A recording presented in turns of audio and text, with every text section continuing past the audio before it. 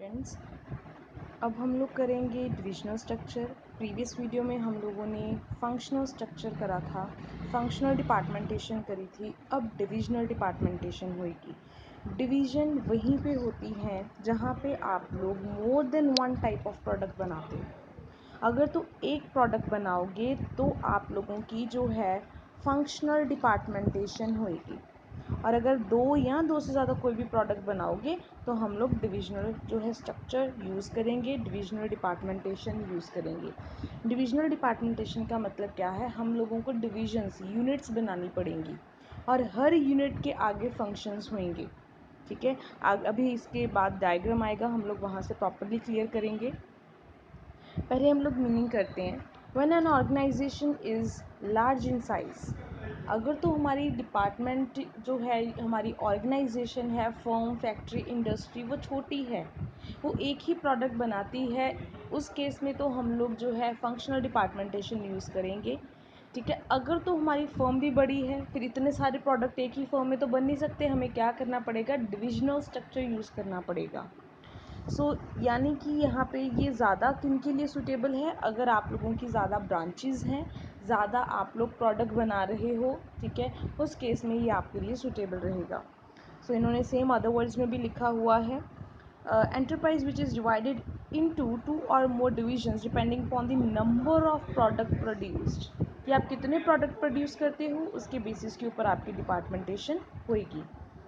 Example उन्होंने यहाँ पे दी हुई है, एग्जाम्पल हम करते हैं। इन्होंने यहाँ पे लिखा है कि अगर कोई एंटरप्राइज जो है आपके टेक्सटाइल में डील करती है, ठीक है, इलेक्ट्रॉनिक फूड्स में भी डील करती है, मेडिकेशंस में भी, कॉस्मेटिक में भी, यानी कि आपकी बहुत सारी वो चीज़ों में डील करती है एक आपकी ऑर्गेनाइजेशन, देन कहते हैं इन दोनों के लिए आपको दो सेपरेट डिविजन्स बनानी पड़ेंगी दोनों प्रोडक्ट के लिए।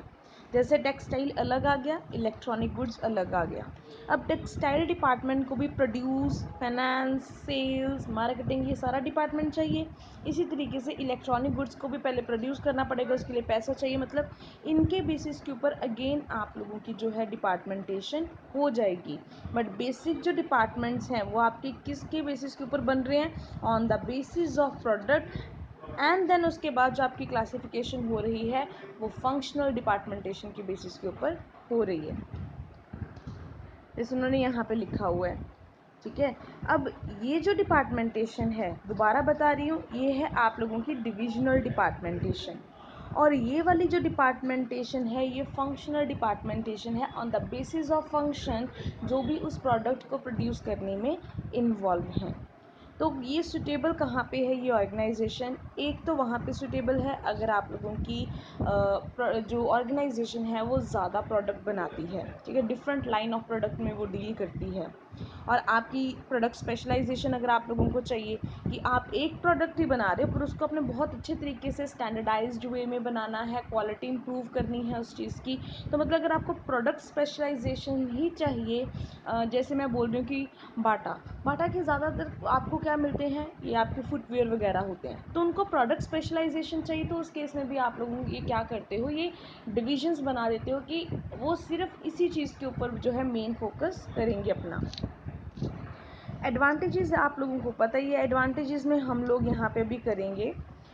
फर्स्ट वन लिखा हुआ है ग्रुपिंग एक्टिविटीज़। आप लोग जितनी भी एक्टिविटीज़ हैं उनको ग्रुप कर दोगे। कौन सी एक्टिविटीज़? जो सिमिलर नेचर की हैं, ठीक है, जो भी एक प्रोडक्ट के साथ रिलेटेड एक्टिविटीज़ हैं उनको आप लोग एक ही सेक्शन में, एक ही यूनिट में, एक ही डिपार्टमेंट में ग्रुप कर दोगे, ताकि आपको जो है वो प्रोडक्ट स्पेशलाइजेशन मिल सके।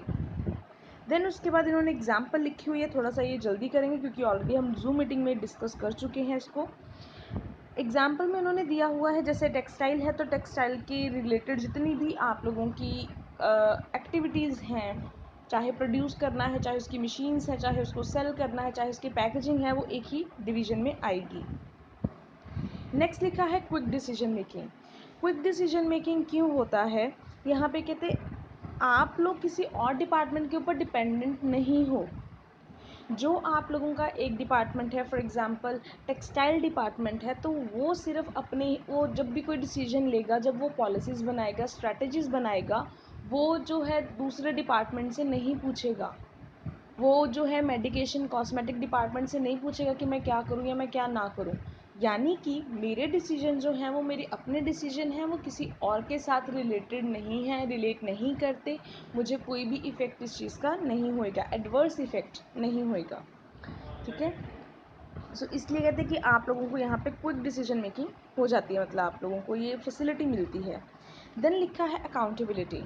अगर डिपार्टमेंट एक है, ठीक है, जैसे हमने पढ़ा है कि टेक्सटाइल डिपार्टमेंट आ गया, ठीक है, कॉस्मेटिक डिपार्टमेंट आ गया, मेडिकेशन डिपार्टमेंट आ गया, तो यानी कि हर डिपार्टमेंट अगर इसको लॉस होता है, ठीक है, इस डिपार्टमेंट को लॉस होएगा, उसके लिए कॉस्मेटिक डिपार्टमेंट थोड़ी ना रिस्पॉन्सिबल है। लॉस इसका है, इसके डिसीजन थे, इसकी पॉलिसीज़ थी, तो यही उसके लिए अकाउंटेबल है, आंसरेबल है। अगर मैं यहाँ पे मेडिकेशन डिपार्टमेंट की बात कर रही हूँ, तो मेडिकेशन में अगर आपको प्रॉफिट होता है तो इनकी वजह से थोड़ा ना प्रॉफिट हो रहा है। यानी कि आप जो भी काम करते हो इंडिपेंडेंटली कर रहे हो, किसी और के साथ आपका कोई लेना देना नहीं है, इसलिए आप ही उस चीज़ के लिए आंसरेबल हो। दूसरों के ऊपर आप लोग जो है ये नहीं कह सकते कि इनकी वजह से हमारी सेल्स नहीं हुई। ये कॉस्मेटिक डिपार्टमेंट बिल्कुल ही लग गया और टेक्सटाइल डिपार्टमेंट तो बिल्कुल ही लग गया।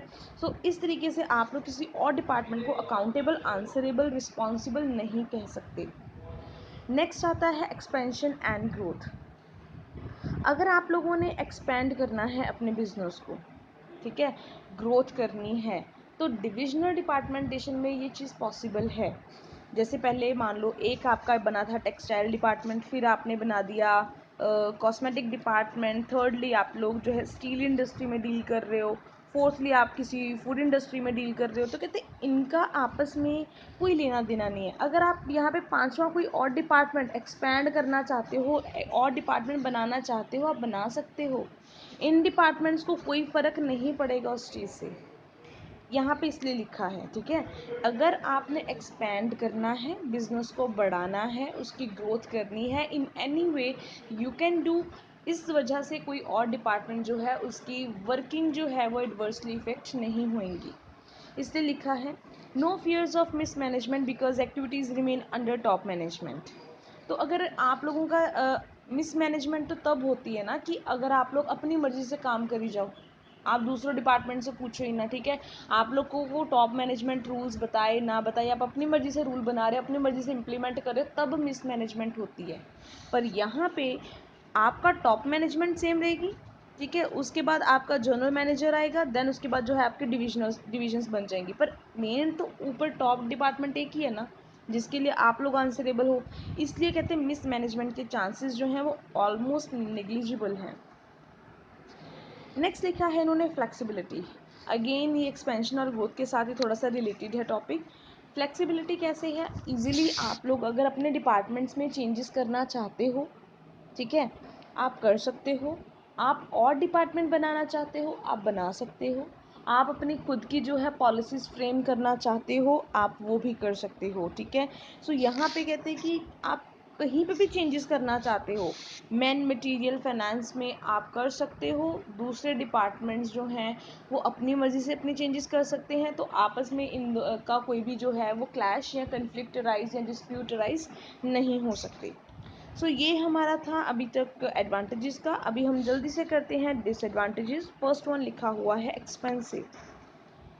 एक्सपेंसिव कैसे है, headquarters may provide some services at different functions have to be undertaken by all the divisions separately. Her function आपने अलग से परफॉर्म करना है। हमने वो डायग्राम बनाया था, दोबारा से आप उसको चेक कर सकते हो ऊपर जाके। टेक्सटाइल डिपार्टमेंट में भी प्रोडक्शन डिपार्टमेंट था, परचेज डिपार्टमेंट था, then sales department, finance department. उसी तरीके से जो दूसरा हम लोगों ने डिपार्टमेंट करा उसमें भी सेम डिपार्टमेंट रिपीट हो रहे हैं। अगर ये रेपिटेशन होएगी तो इनको सैलरीज भी ज़्यादा देनी पड़ेगी, ठीक है, आई एम सॉरी स्पेलिंग यहाँ पे आई थिंक मिस्टेक होगी, तो इनको सैलरीज भी मुझे क्या करनी पड़ेगी, ज़्यादा देनी पड़ेगी।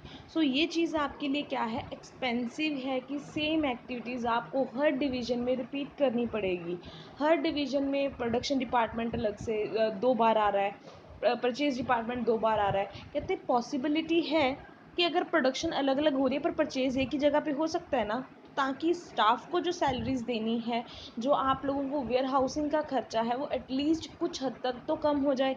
तो कहते हैं यहाँ पे ये चीज़ नहीं है, क्योंकि हर डिवीज़न जो है वो अपना ही खर्चा कर रही है, ठीक है। उनके स्टाफ मेंबर्स, जितनी डिविजन्स बनती जाएंगी उतने स्टाफ मेंबर्स और अपॉइंट होंगे, उतनी ज़्यादा जो है आप लोगों को कॉस्ट ज़्यादा पड़ेगी। सो अल्टीमेटली ये वाला जो स्ट्रक्चर है, ये बिग ऑर्गेनाइजेशंस जिनके फाइनेंस फंड्स ज़्यादा हैं वही अफोर्ड कर सकती हैं, बाकी अफोर्ड नहीं कर सकती। नेक्स्ट इन्होंने लिख ही दिया है कि more resources required. More resources का मतलब पैसा भी ज़्यादा चाहिए, लोग भी ज़्यादा चाहिए, प्रोडक्शन फैसिलिटीज़ भी ज़्यादा चाहिए, मार्केटिंग चैनल यानी कि सेल्स करने के लिए भी मुझे ज़्यादा चीज़ें चाहिए। सो ये चीज़ें हैं क्या कि अगर आप जितनी डिविजन्स बनाओगे उतने ही आपको पैसा इन्वेस्ट करना पड़ेगा, उतने ही लोग आप लोगों को अपॉइंट करने पड़ेंगे। सो अल्टीमेटली ये आप लोगों को ज़्यादा बर्डन जो है फेस करना पड़ सकता है, क्योंकि आप लोगों की वो काम जो है, जो आपकी डिविजन्स हैं, वो आपका काम भी बढ़ेगा, ठीक है। देन लिखा है अनहेल्दी डिविजनल कंपटीशन। देखो, हेल्दी कंपटीशन तब होता है जब आप लोग फेयर प्रैक्टिसेस यूज़ करते हो।